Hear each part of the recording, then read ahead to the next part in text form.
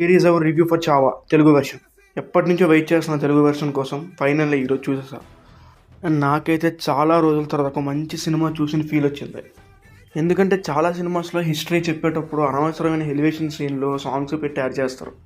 But ఈ సినిమాలో నాకు ఎక్కడ అది కనిపించలేదు. ఉన్నది ఉన్నట్టు చూపించారు. ఎక్కడా బోర్ కొట్టకుండా, ఎక్కడా ల్యాగ్ చేయకుండా 2.5 hours కూర్చోపెట్టడం అనేది నార్మల్ విషయం కాదు.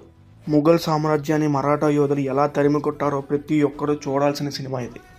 మూవీలో చాలా ప్లస్ పాయింట్స్ ఉన్నాయి. ఇన్ఫ్యాక్ట్ ప్లస్ పాయింట్స్ ఉన్నాయి మూవీలో. నాకు ఎక్కడ నెగిటివ్ అనిపించలేదు. ఒక్కటే నెగిటివ్ ఏంటంటే ఇలాంటి కంటెంట్, ఇలాంటి సినిమాని ఎందుకు పాన్ ఇండియాగా రిలీజ్ చేయలేదు అనేది doubt. First of all hats off to Vicky Kaushal ఇలాంటి సినిమాని ఎంచుకున్నందుకు. ఎందుకంటే నాకు నిజంగానే మహారాజులా కనిపించాడు మూవీలో. ఫైట్స్లో కూడా సింహం వేటాడినట్టు వేటాడాడు. అండ్ ఎక్కడ డబ్బింగ్ చెడగొట్టేస్తారా బాబు అని భయపడితే వెళ్ళా సినిమాకి. ఎందుకంటే నాకు తెలుగు ట్రైలర్ చూసినప్పుడు డబ్బింగ్ అంత నాకు ఎక్కలేదు. సినిమా చూసాక నాకైతే ఏమనిపించిందంటే పర్ఫెక్ట్ డబ్బింగ్, ఎక్కడ కాంప్రమైజ్ అవ్వలేదు. ప్రతి క్యారెక్టర్ డబ్బింగ్ చాలా బాగా కుదిరింది. సో తెలుగు వెర్షన్ డబ్బింగ్ చాలా బాగుంది. తెలుగులో చూడాలనుకున్న వాళ్ళు మాత్రం ఖచ్చితంగా చూడొచ్చు మూవీ.